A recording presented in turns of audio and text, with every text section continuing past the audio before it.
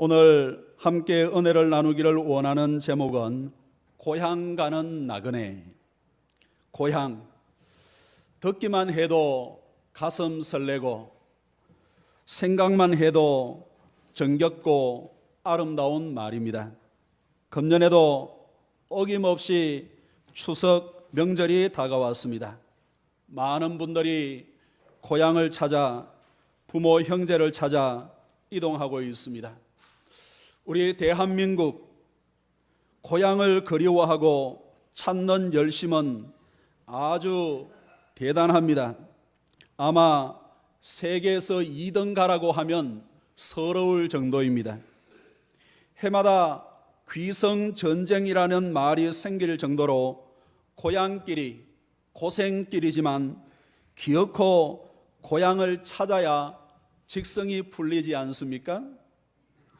이따금 고향을 너무 따지고 지연을 너무 챙겨서 부작용도 있지만 어쨌든 고향을 그리워하는 마음은 아름답습니다. 금번 고향길에 모든 성도들의 건강과 안전을 하나님께서 지켜주시기를 원하고 또 짝믿음으로 기도하고 있는 그 기도의 제목들, 구원의 지경이 넓어지고 감사와 기쁨이 가득한 명절이 되기를 원합니다. 혹 고향이 있어도 가지 못하시는 분들이 많이 계십니다. 북쪽에 고향이 있든지 아니면 근무 때문에 혹은 다른 사정으로 가지 못하는 분들이 계시는데 하나님께서 그분들에게 더 큰 위로와 은혜로 함께해 주시기를 원합니다. 그리고 다음 추석에는 꼭 고향에 다녀올 수 있는 그러한 은혜가 있기를 간절히 원합니다. 그런데 여기에서 우리가 꼭 한 가지 기억해야 할 것이 있습니다.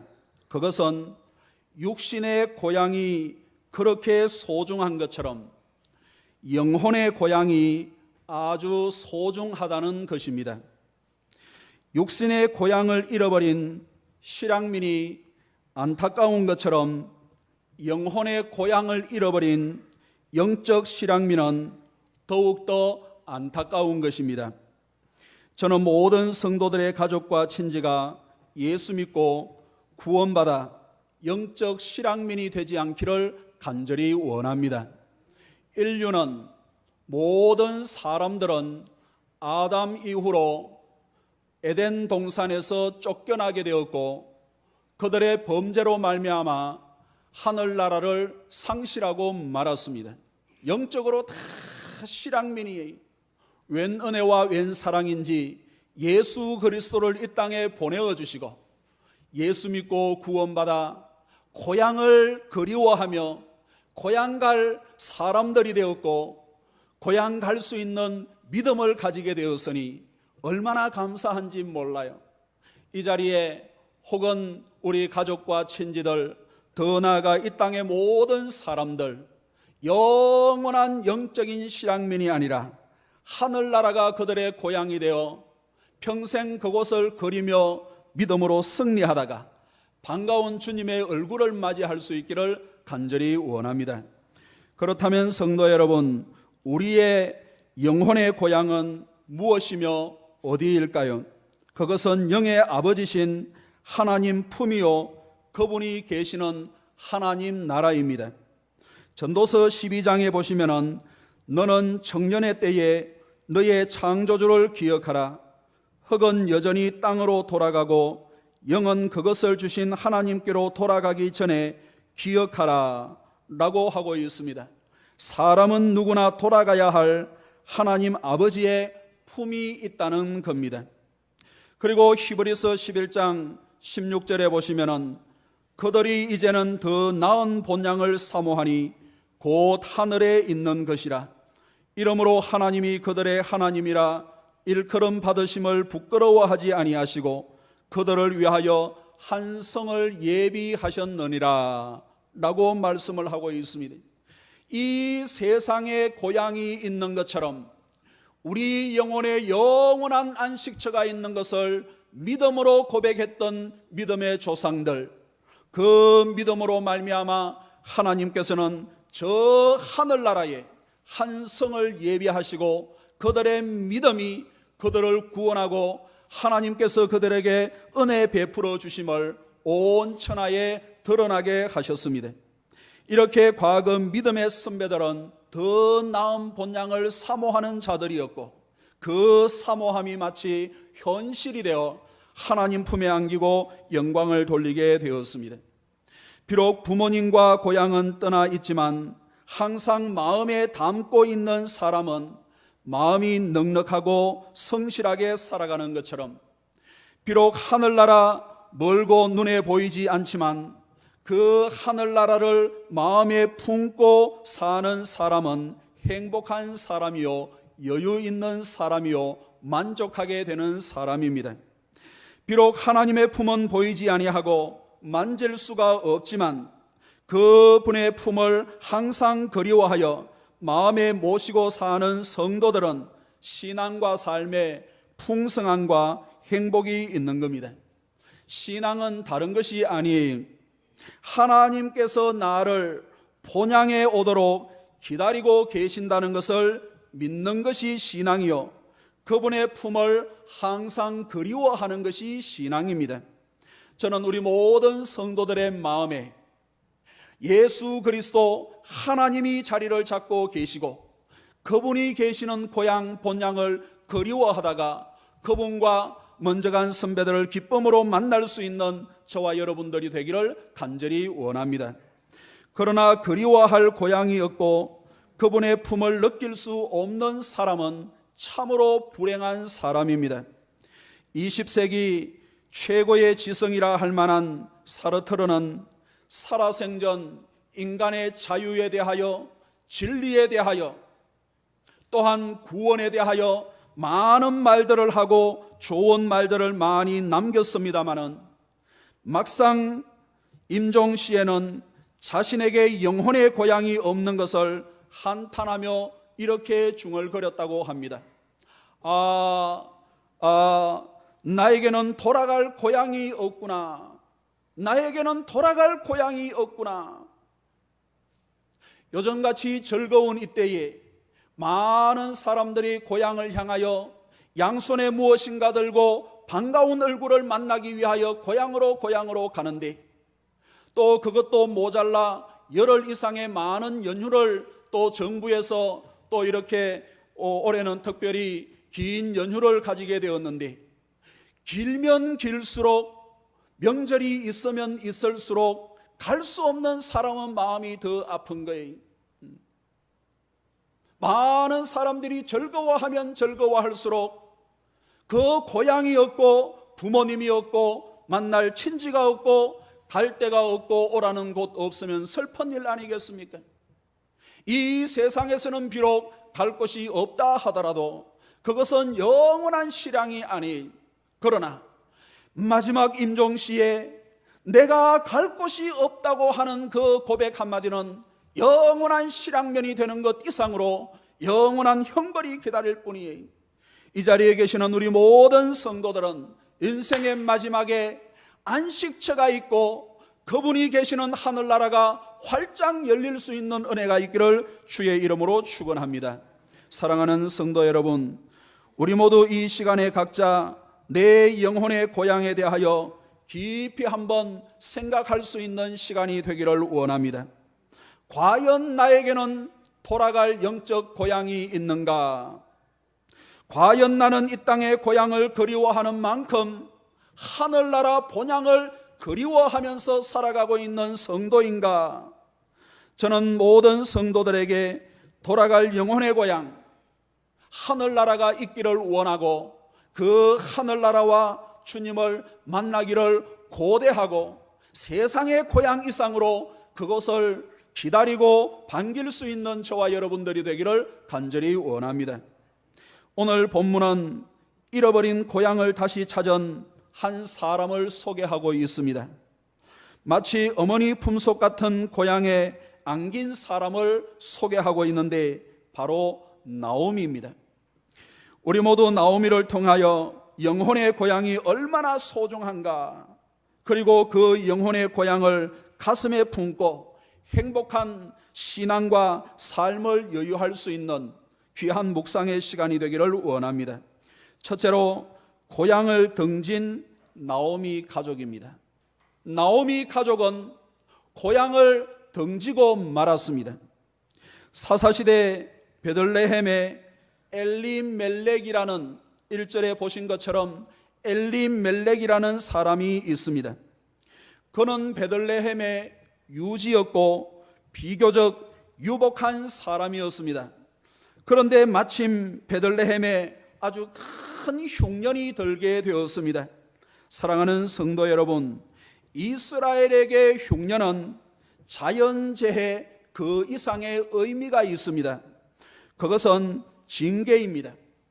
당시 사사시대는 하나님을 거역하고 자기의 소견대로 살던 시대였습니다. 그래서 하나님께서는 그것을 깨닫게 하시고 하나님을 바라보게 하시기 위하여 때로는 기근으로, 때로는 전쟁으로, 때로는 이런저런 혼란스러움으로 그들을 징계하셨습니다. 따라서 징계는 피할 것이 아니라 하나님께 회개하고 돌이키면 아무런 문제가 되지 아니하고 오히려 회개함으로 인하여 그 징계의 사건과 내용이 큰 축복으로 바뀌게 되는 겁니다. 이미 사사기서를 통하여 우리가 살펴보신 대로입니다. 징계는 피할 것이 아니라 하나님께 회개하고 돌이키면 아무런 문제가 되지 않고 오히려 더 큰 은혜와 축복을 경험하게 된다. 이것은 매우 중요한 성경의 영적 원리입니다. 요나가 그러했고 사사시대 이스라엘이 그러했고 수많은 믿음의 선배들이 그렇게 하여 산믿음의 정인이 되었습니다. 그래서 징계는 무서운 것이 아니에요. 징계를 잘 받으면 오히려 그것 때문에 더 큰 은혜와 복을 경험하게 되는 겁니다. 그런데 엘리멜렉은 아내와 두 아들을 이끌고 모압으로 내려갔습니다. 엘리멜렉이 모압으로 내려간 것은 흉년이라는 징계에 자기 소견대로 행하여 오히려 하나님을 멀리 떠나는 것이었습니다.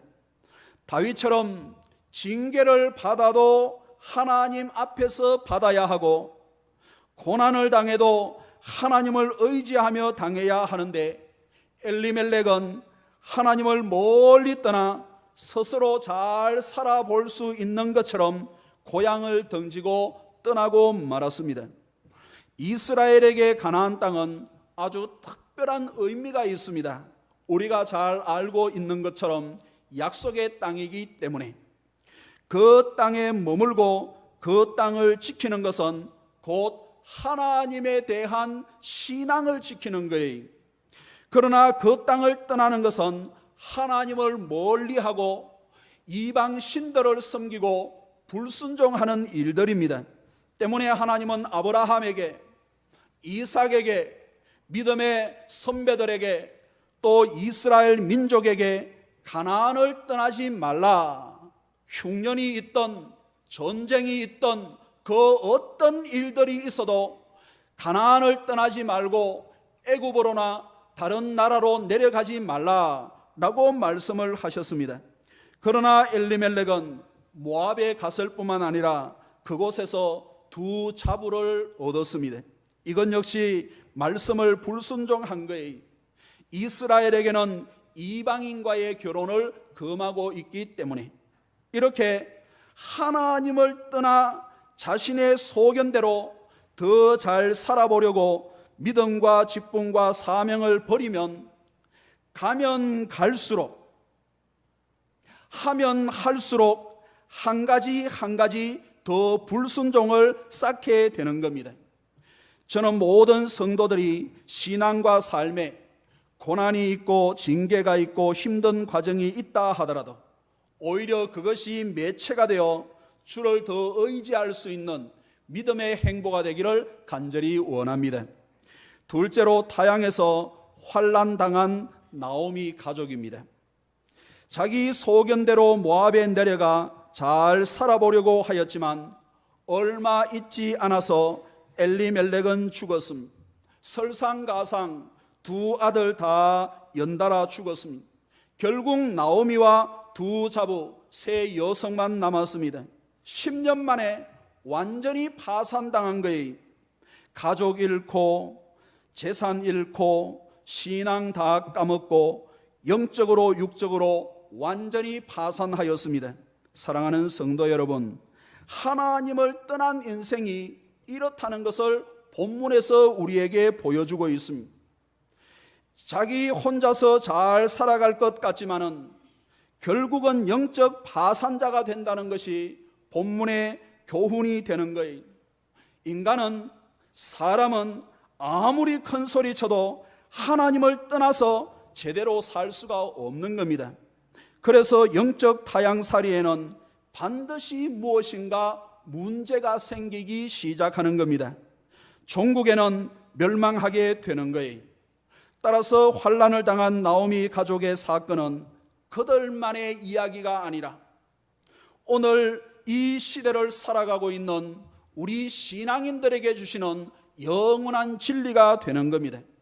사랑하는 성도 여러분, 많은 사람들은 재산에 손실이 나고 신용 등급이 떨어지고 파산당하는 것을 두려워하고 있지만 영적으로 손실이 나고 파산당하는 것을 두려워하지 않는 경향이 많이 있습니다. 사랑하는 성도 여러분, 재산의 파산이 나는 것은 약간 이런 것이지만은 영적으로 파산 나는 것은 다 잃게 되는 겁니다. 저는 우리 모든 성도들이 영적으로 신용 등급이 올라가고, 할렐루야, 신용 등급이 올라가고 영적 자산도 더 풍성해지기를 간절히 원합니다. 마태복음 6장 33절 말씀을 보시면은 너희는 먼저 그의 나라와 그의 의를 구하라. 그리하면 이 모든 것을 너희에게 더하여 주시리라 라고 약속을 해 주셨어요. 너희는 먼저 그렇게 하면 더하여 주시리라, 이 모든 것을 라고 말씀을 하고 있습니다. 그래서요, 세상의 모든 삶이든 신앙의 모든 삶이든 순서가 있습니다. 먼저 해야 할 것이 있고 나중 해도 괜찮은 것이 있습니다. 먼저 힘을 쏟아야 할 것이 있고 나중에 해도 될 만한 것이 있는 거예요. 그런데 이것이 순서가 바뀌면 뒤죽박죽 되는 거예요.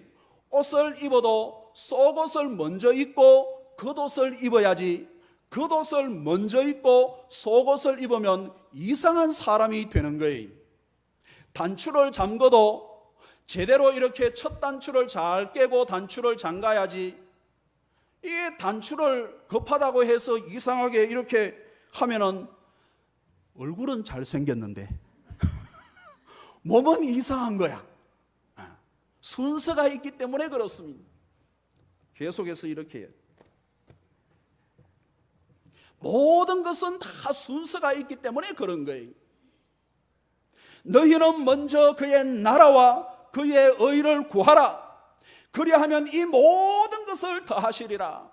이 자리에 계시는 우리 모든 성도들, 영적 본향, 영적 자산 파산당하지 아니하고 오히려 그때 어떤 일들이 있든지 하나님의 은혜와 축복으로 더욱더 영적으로 등급이 올라가고 풍성해지는 저와 여러분들이 되기를 주의 이름으로 축원합니다. 셋째로 고향을 되찾은 나오미입니다. 고향을 되찾은 나오미, 고향으로 돌아간 나오미. 그렇다면 나오미는 어떻게 고향을 되찾을 수 있었을까요? 6절의 말씀을 한번 읽어봅니다. 6절의 말씀.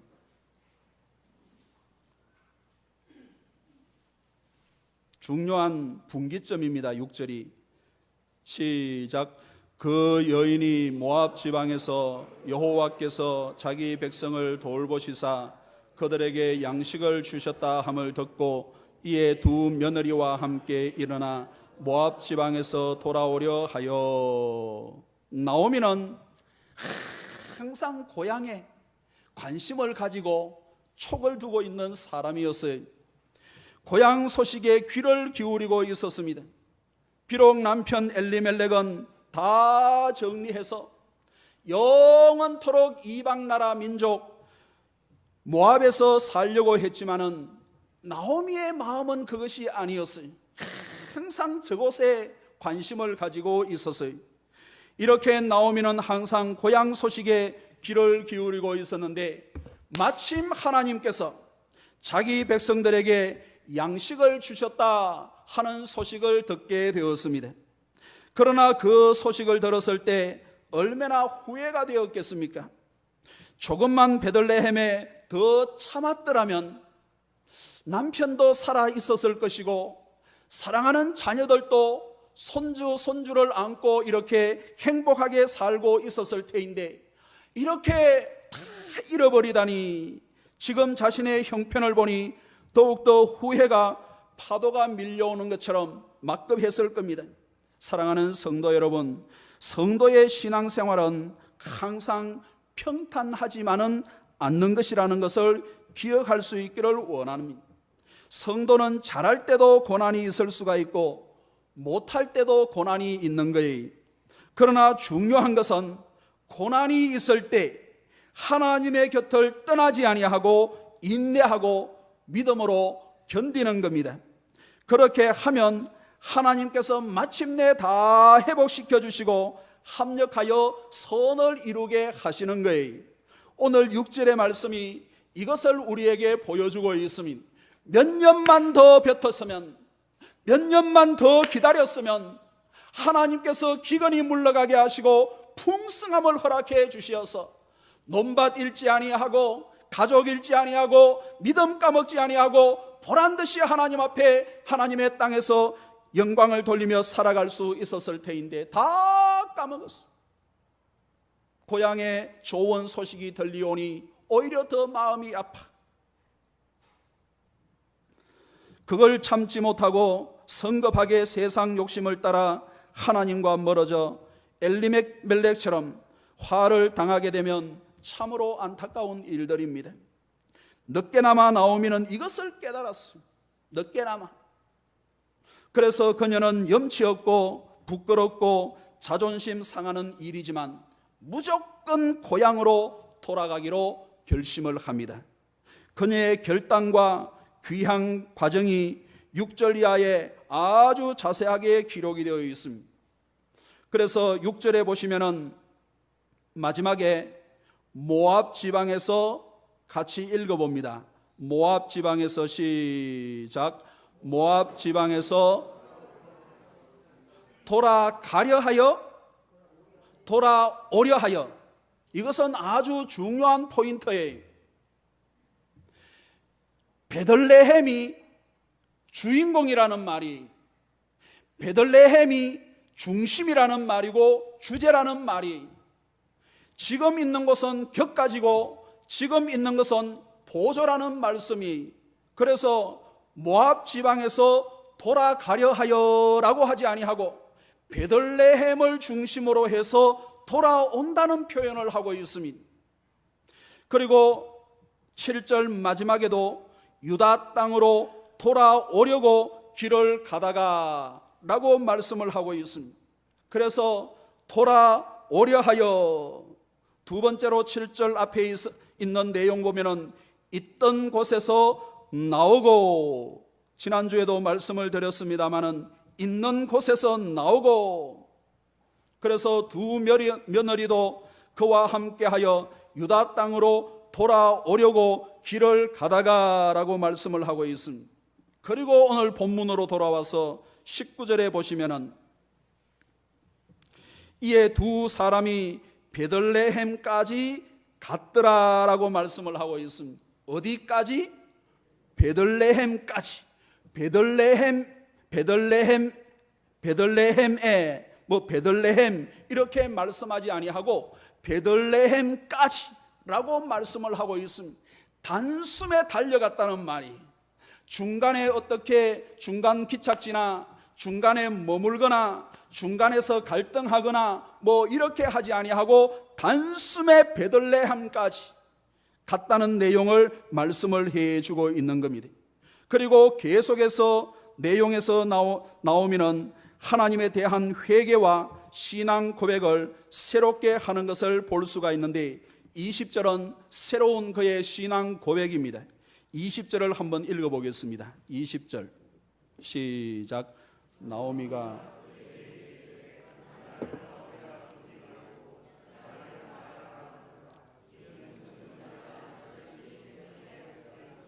나를 나오미라 부르지 말고 마라라 부르라. 나오미라 하는 말은 희락, 기쁨, 즐거움 이란 뜻을 가지고 있고, 마라라 하는 말은 슬픔, 고통, 안타까움 이라는 뜻을 가지고 있는 서로 반대 의미를 가지고 있는 내용입니다. 그런데 나오미는 자신의 이름을 더 이상 나오미라 부르지 말고 마라라 불러라 라고 하고 있습니다. 이 말은 나오미의 회개 고백입니다. 하나님께서 자신의 삶에 아주 밀착하여 가까이에서 섭리하시고 계시다는 신앙 고백을 하고 있는 거예요. 그리고 이렇게 된 것의 모든 배후에는 자신과 가족의 죄악에 대한 하나님의 징계임을 고백을 해주고 있습니다. 21절이 그것을 말씀을 하고 있습니다. 21절을 한번 읽어봅니다. 21절 시작. 내가 풍족하게 나갔더니 여호와께서 내게 비어 돌아오게 하셨느니라. 여호와께서 나를 징벌하셨고 전능자가 나를 괴롭게 하셨거늘 너희가 어찌 나를 나오미라 부르느냐 하니라. 이렇게 나오미가 고향으로 돌아온 것은 고향 땅에 돌아온 것 이상의 의미가 있는 겁니다. 10년 전 고향을 떠나 모압으로 내려가는 것은 단순히 지역을 옮기는 그 이상의 의미가 있었던 것처럼 모압에서 베들레헴으로 이스라엘로 이렇게 돌아온 것은 단순히 지역적인 이동이 아니라 그 이상의 의미를 가지고 있는 겁니다. 그것은 고향 소식을 듣고 약속의 땅에서 여전히 이스라엘과 함께 하시는 하나님께 돌아가려고 한 결단과 회개와 새로운 신앙 고백이었습니다. 그리고 그 일련의 과정을 통하여 영적 고향 하나님의 품에 안기고 있습니다. 나를 나오미라 부르지 말고 마라라 부르라. 이 말을 하는 나오미 얼마나 부끄러웠겠습니까? 얼마나 창피하겠습니까? 자존심이 엄청 상하는 말이에요. 그래도 이 나오미가 그 모든 부끄러움과 수치와 고통을 감수하면서도 고향으로 돌아와 하나님의 품에 안길 수 있었던 것은 자신이 당하게 될 수치보다 더 크신 하나님의 은혜와 긍휼이 있다는 것을 그는 알고 믿었기 때문에 그렇습니다. 사랑하는 성도 여러분, 지금도 많은 사람들이 자신의 얄팍한 자존심 때문에 하나님께로 돌아오지 못하는 경우들이 있습니다.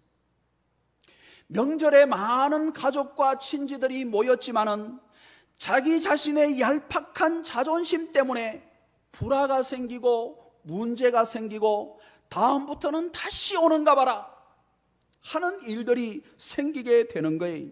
그러나 하나님께서 우리의 자존심과 부끄러움과 고향보다 더 크신 은혜와 축복을 가지고 기다리신다는 것을 믿음으로 고백할 수 있는 사람은 지금의 수치스러움과 지금의 부끄러움을 떠나 하나님께서 주실 은혜와 복을 사모하고 그 결과 누리게 되는 겁니다.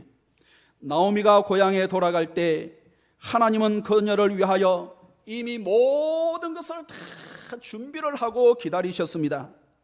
부끄러워서 겨우 밤늦게 왔을 터인데 고향 사람들은 다음날 아주 따뜻하게 이 사람이 나오미가 아니냐 하면서 모든 베들레헴 사람들이 다 그녀를 반겨주었습니다. 그리고 마침 돌아온 시기가 보리 추수 때가 되도록 하나님께서 엄청난 은혜를 허락해 주신 거예요. 성경시대 이스라엘은 가난한 사람들을 위하여 이삭을 다 베지 아니하고 모퉁이마다 조금씩 남겨두었고, 탈곡을 하고 이를 벨 때에 떨어지는 이삭은 줍지를 않았습니다. 그들의 몫으로, 더 나아가 짐승의 몫으로 남겨둔 거예요. 이제 보리 추수를 하고 난 후에 밀 추수를 하고 각종 채소와 과일을 이제 가을까지 계속 추수를 하게 되었는데, 모퉁이에 남겨둔 것, 떨어진 것, 줍지 않는 것, 이것을 통하여 이스라엘은 논밭이 없어도 굶어 죽는 사람들이 없도록 하나님께서 은혜를 베풀어 주신 거예요. 농사를 지었습니까? 농사를 지을 수가 있습니까? 논 하나 밭 하나 다 팔아먹고 내려갔는데 그가 한겨울에 도착을 했더라고 한다면 얼어 죽을 수밖에 없고 굶어 죽을 수밖에 없을 터인데, 하나님께서는 마침 추수기에 모든 것을 다 준비하시고 풍성하게 살 수 있는 은혜를 허락해 주신 거예요. 그뿐 아니었습니다. 며느리 루시 찾아간 곳이 마침 나오미 가문을 위하여 기업을 물을 보아스의 밭이었습니다. 기업을 물은다는 것은 어떤 가문이 망하게 되면 제일 가까운 친척이 책임지는 당시의 관습입니다. 후손이 없으면 남은 여인과 결혼해서 자식을 낳아 그 자식에게 죽은 사람의 모든 것을 다 이어가도록 해주는 거예요. 재산도 보상해 주는 겁니다. 보아스는 마침 신앙이 좋은 부자여서 충분히 그럴 수 있었어요. 결국 룻과 보아스가 결혼해서 아들을 낳게 되잖아요.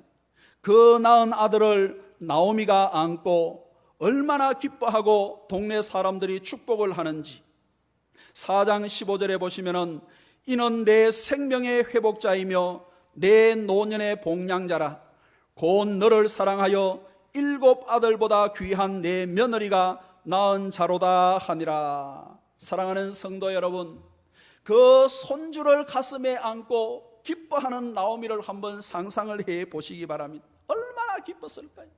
남편도 잃고 자식도 잃고 가진 것을 다 잃었는데 돌아오니까 마침 하나님께서 추수기에 돌아오게 하시고 모든 것을 이제 회복하게 하시고 자녀 후손들까지 허락해 주신 거예요.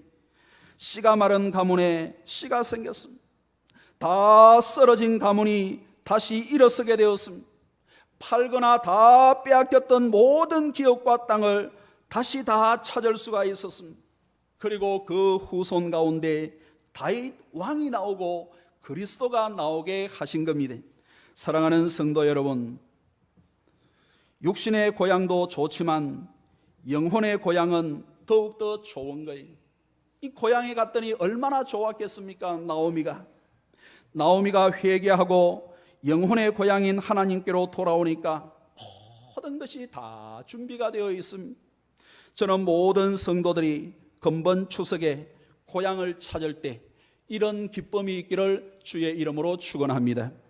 그리고 저 천국 본향 하늘나라를 사모하시다가 그 고향에서 모든 것을 다 예배하시고 준비하시고 상급거리를 마련하시고 기다리시는 예수 그리스도를 만나는 은혜가 있기를 주의 이름으로 축복합니다.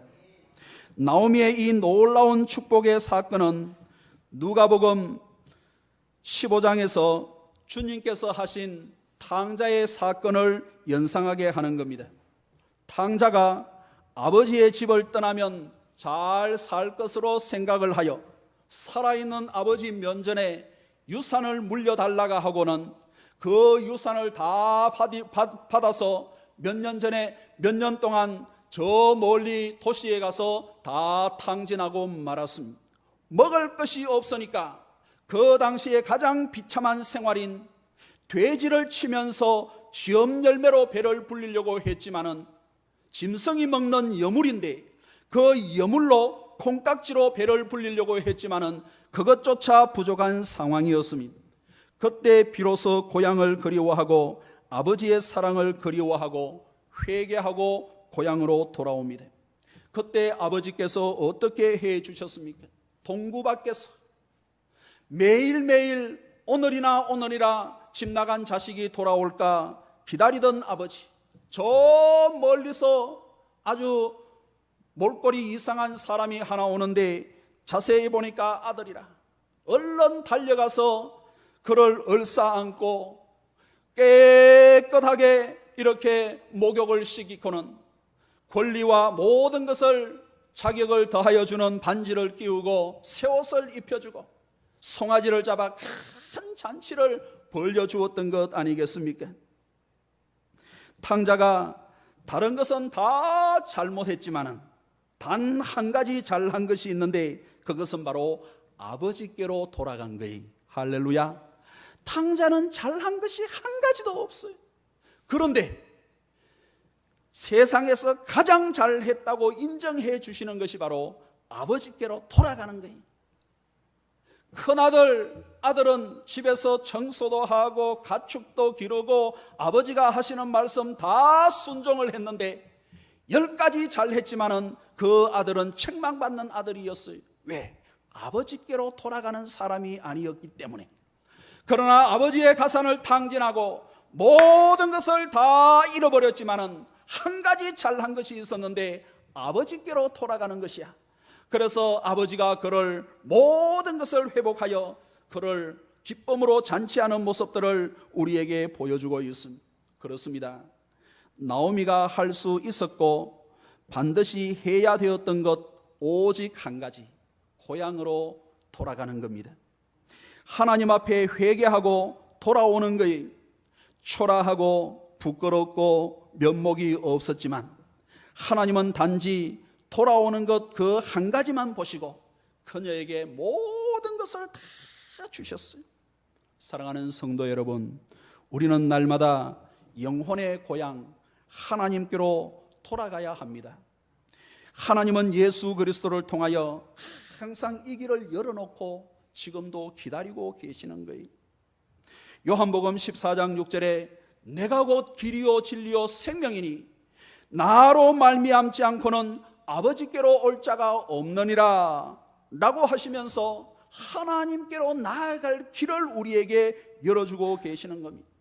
우리가 하나님을 멀리 떠나 스스로 잘 살아보겠다고 방황하면서 지어 모든 죄까지 십자가에 대속하신 예수 그리스도께서 하나님께 나아가는 영혼의 길을 열어놓으신 거예요. 그리고 우리를 초청하고 계시는데 수고하고 무거운 짐진 자들아 다 내게로 오라 내가 너희를 쉬게 하리라. 할렐루야.